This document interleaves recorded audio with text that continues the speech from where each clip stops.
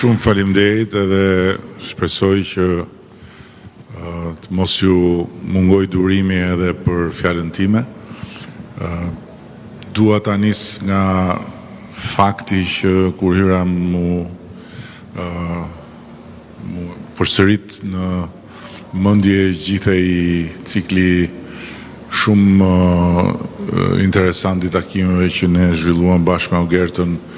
me mësuesit edhe me prindrit në të gjithë territorin. Ndodhi si rezultat i nevojës për të këshilluar dhe për të dëgjuar opinionin e mësuesve dhe prindërve lidhur me TikTokun, por në ndërkohë aty mundëm të paktën të dëgjoj edhe të mësoj shumë gjëra nga ai ndërveprim. Më vjen mirë që sot TikToku është mbyllur dhe që fëmijëve, nxënësve ju kemi siguruar një mbrojtje nga një influencë shumë negative që i qëndronte mbi kokë 24 orë në 24. Përfitoj nga rasti ta përsëris për të gjithë, edhe mirë është që mësuesit t'ua thonë prindërve, por edhe nxënësve që përpjekja për të instaluar TikTokun duke përdorur të ashtu quajtur atë VPN të lira që janë që gjenden në internet është shumë e rrezikshme, sepse ato praktikisht e bëjnë telefonin plotësisht të grabitshëm me të gjitha dhënat që ka brenda. Kështu që prindrit duhet jenë vëmendshëm në këtë aspekt. Në ndërkohë që ne kemi hyrë në një dialog me kompaninë nëpërmjet Akshit dhe Ministrisë së Arsimit dhe kemi kërkuar nga kompania që nëse do të ketë përsëri akses në Republikën e Shqipërisë, duhet na paraqes një propozim të besueshëm dhe bindës për një numër të caktuar filtrash sigurie për fëmijët tanë. Dhe njëkohësisht edhe një program specifik për të stimuluar mësimin, për të stimuluar mësimin e shkencës, të matematikës, e kështu me radhë, gjëra që në fakt TikToku i ka në gamën e vet të shërbimeve, patjetër edhe për pjesë të tjera të parrezikshme, ndërkohë që duhet të na garantojë që fëmijët dhe adoleshentët janë të mbrojtur nga pjesët e rrezikshme. Kompania e ka marrë shumë seriozisht në këndvështrimin tim, edhe na ka premtuar që do të na e paraqes këtë propozim. I kam thënë dhe i kemi thënë që në të gjitha rastet çfarë kompania do të na ofrojë, do duhet të ndahet me mësuesit dhe me prindrit, do duhet marri edhe një miratim nga ana e tyre, në kuptimin që mësuesit dhe prindrit duhet jenë të informuar se për çfarë bëhet fjalë. Pra cilat ndryshime do të bëhen dhe çfarë do të sjellin këto ndryshime. Kështu që shpresoj, besoj që në një kohë jo shumë të largët, ata do të vinë në Shqipëri edhe ne do të kemi mundësi pastaj që të rikthehemi përsëri tek ju edhe t'i ndajmë këto të dhëna që do të marrim nga propozimi i kompanisë. Nga ana tjetër, duke qenë se unë jam një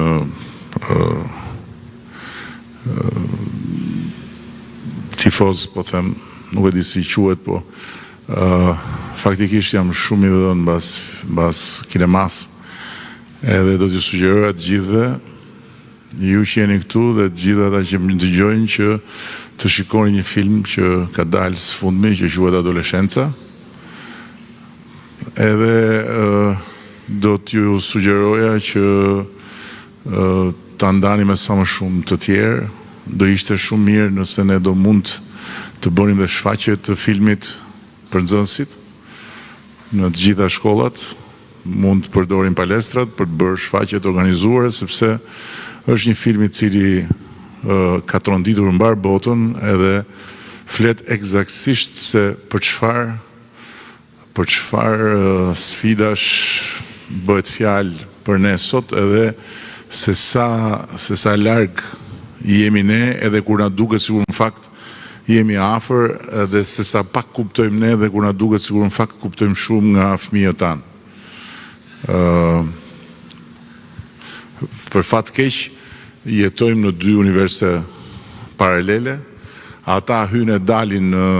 universin ton, kurse ne nuk kemi akses të universin e tyre, dhe në universin e tyre zhvillohen situata edhe zhvillohen ngjarje që ne as nuk kemi iden, edhe për fat keq kur diçka nga ato zhvillime aty del në mexhelis në formën e një ngjarje shumë të rëndë, atëherë ne tronditemi të gjithë, por ajo që ndodh është se në fakt është çdo minutë. Dhe unë prandaj besoj shumë që mbyllja e TikTokut nuk është se ka zgjidhur gjithë të problematik, por ama ka qenë hapi i dur, dhe unë i falenderoj të gjithë mësuesit dhe prindrit. 95% e tyre na kanë inkurajuar që ta hedhim këtë hap. Nuk ka qenë një hap i lehtë, ne nuk jemi as Amerika as Britania, ne jemi një vend i vogël dhe TikToku është sa shumë shtete si ne të bëra bashk, por besoj që kemi bërë gjën e dur dhe kemi bërë detyrën. Nga ana tjetër, po ashtu unë besoj që mbase nuk kemi forcat që të përballemi me këtë universin paralel ku fëmijët tanë jetojnë një pjesë shumë të madhe të kohës tyre dhe ku ne kemi të pamundur që të penetrojmë. Por nga ana tjetër nuk duhet dorëzohemi, dhe e vetmja rrugë që unë shoh, që ne shohim, është që të ngrem në një nivel tjetër ndërveprimin mes shkollës, prindërve dhe institucioneve. Dhe në këtë aspekt ne do të bëjmë çmos nga ana jonë që shkolla të rrisë në mënyrë të ndjeshme fluksin e informacionit për prindrit, jo më vetëm notat edhe mungesat, por edhe raportet të dedikuara, të individualizuara për çdo fëmijë. Dhe nga ana tjetër do bëjmë çmos që të rrisim shumë më tepër, të zgjerim shumë më tepër hapësirën që e kemi krijuar, por duhet zgjeruar të gjithçkaje që mund t'i ofrojmë nxënësve, fëmijëve mbas mësimit, duke fuqizuar programet e sportit, duke fuqizuar programet e artit, duke fuqizuar programin e zejeve dhe duke rritur numrin e adresave ku fëmijët mund të kenë aktivitet, sepse një gjë është që t'i kenë vetëm në shkollë, një gjë është që të kenë hapësira të përbashkëta ku ata të mund të ndërveprojnë, ku të bëhen konkurse, ku të bëhen projekte të përbashkëta e kështu me radhë. Jo më larg se dje unë vizitova qendrën kombëtare të fëmijëve që po merr formë këtu tek njësia 5 faktikisht, në kufi të parkut madh liçenit. Është një ngrehinë e jashtëzakonshme me hapësira dhe me mundësi që nuk i kemi pasur ndonjëherë për fëmijët këtu. Nëse dikush mund të kujtojë mbrapa në kohë pallatin e pionierëve që ishte aty tek kinema Mileniumi, qendra kombëtare që ne po ndërtojmë është disa herë më masive, me shumë më tepër hapësira dhe edhe aty do na duhet që të ndërtojmë një program intensiv dhe një program të përbashkët mes Ministrisë Kulturës dhe Ministrisë Arsimit dhe institucioneve tjera. Ndërkohë këtë do ta shtrim patjetër edhe në qendrat e tjera të qarqeve, sepse aty ku jeta urbane është më intensive, aty është edhe zemra e problematikave, po nga aty mund të rezultohen pastaj edhe të gjitha energjitë pozitive. Sigurisht që kjo kërkon pa diskutim mësues të motivuar, mësues të mirë përgatitur, jo vetëm nga hyrpamja akademike për lëndën që japin, po mbi të gjitha nga hyrpamja psikologjike dhe nga hyrpamja e fuqisë fiziko-morale për të përballuar gjitha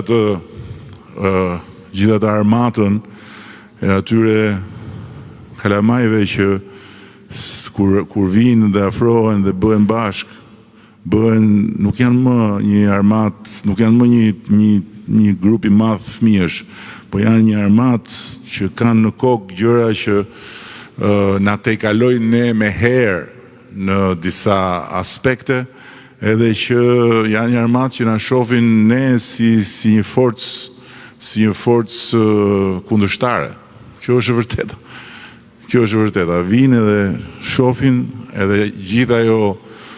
që ka qenë zhvilluar më parë si një konflikt natyral mes brezash,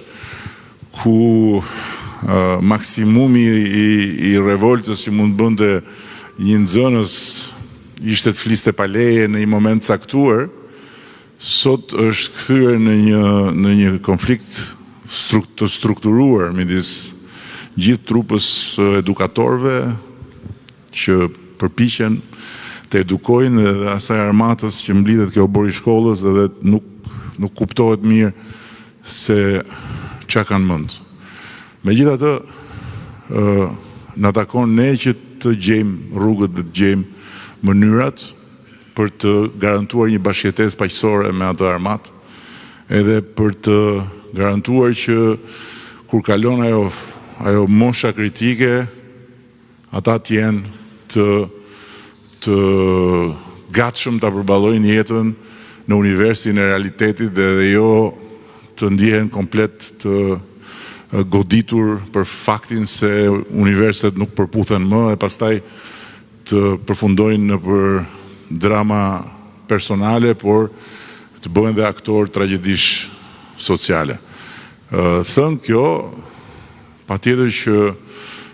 ne jemi relativisht të kënaqur që është bërë shumë për mësuesit. Unë e kam thënë disa herë, mbas e keni dëgjuar dhe ndjes për përsëritjen, po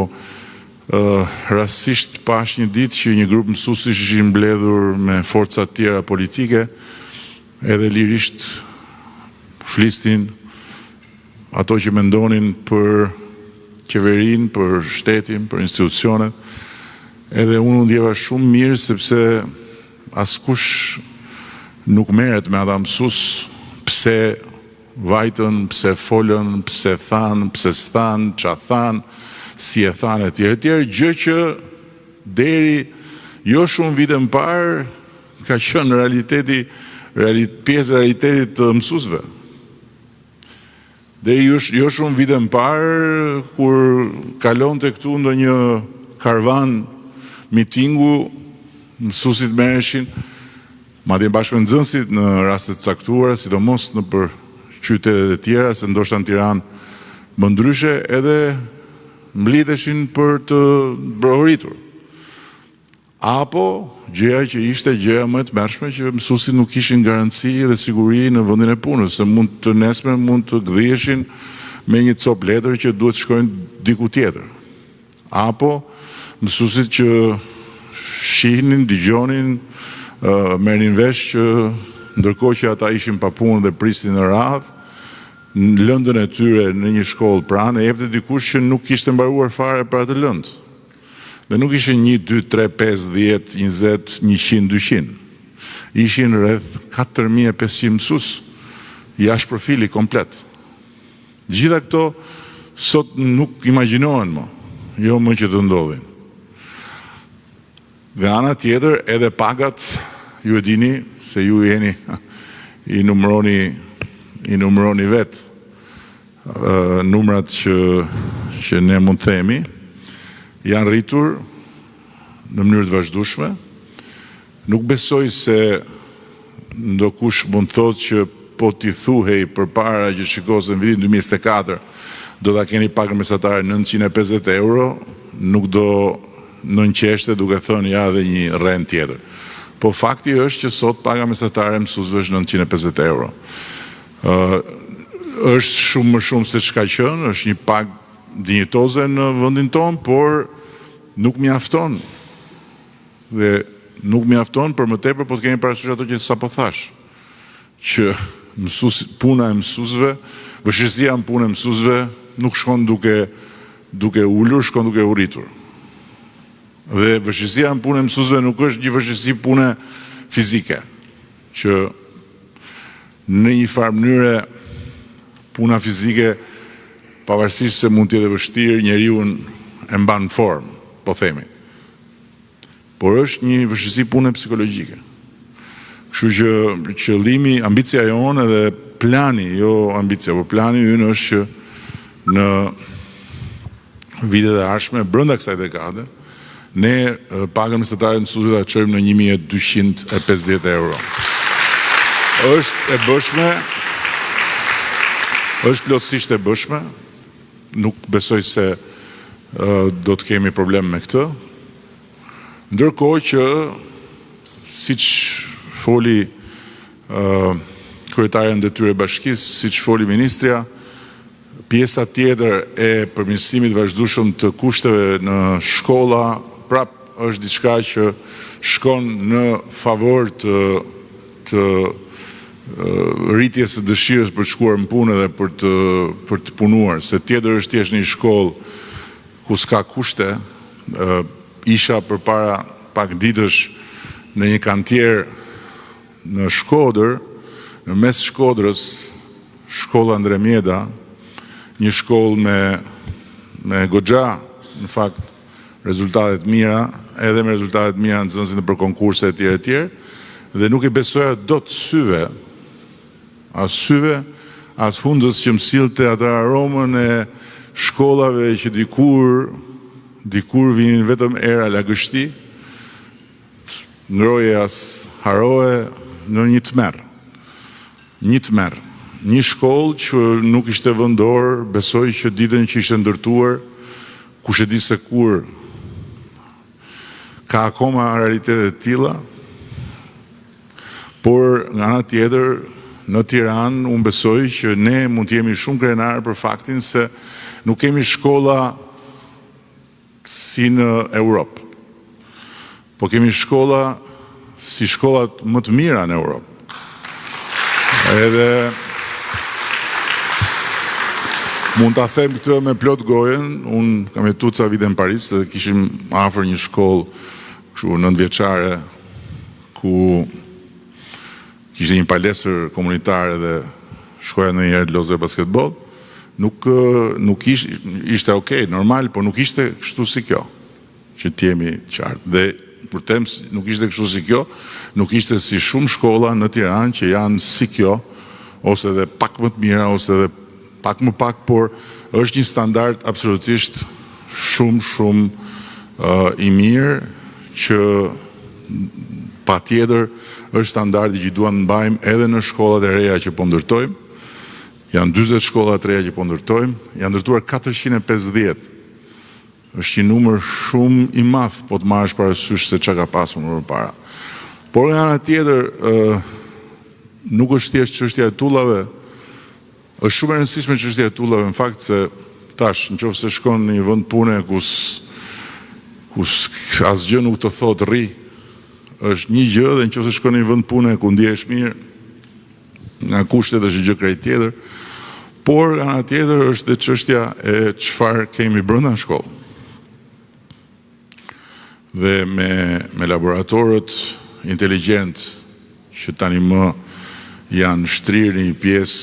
jo të vogël të shkollave, por që deri në fund të kësaj dekade do të jenë në të gjithë shkollat e Republikës, edhe do të kenë akses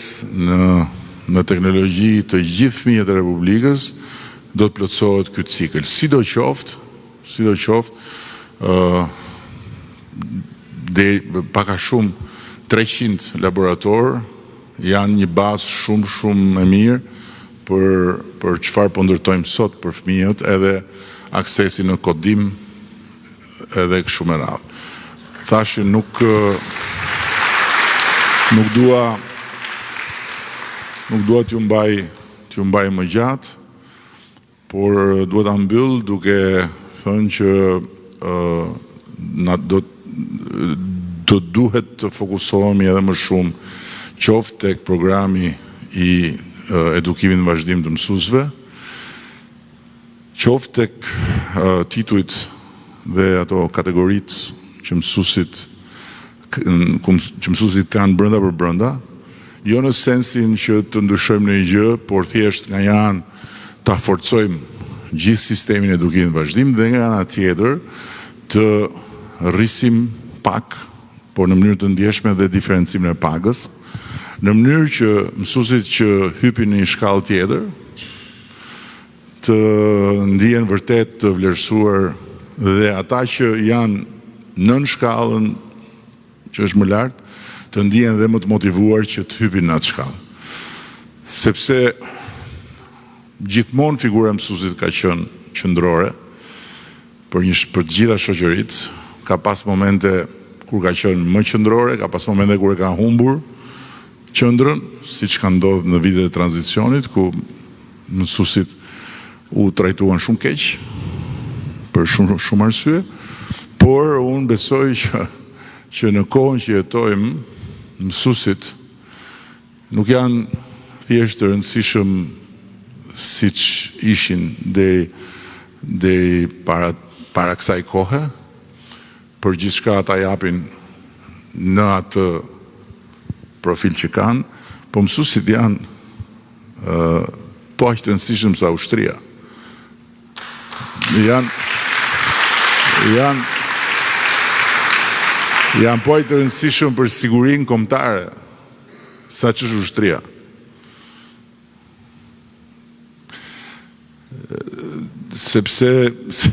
Sepse janë një trup e cila përballjen me çka folëm pak më parë, do ta ketë gjithmonë më të egër. Jo më të butë, do ta ketë gjithmonë më të egër. Dhe prandaj janë një trup që do duhet të mbështetet, do duhet të vlerësohet, do duhet të ngrihet në piedestal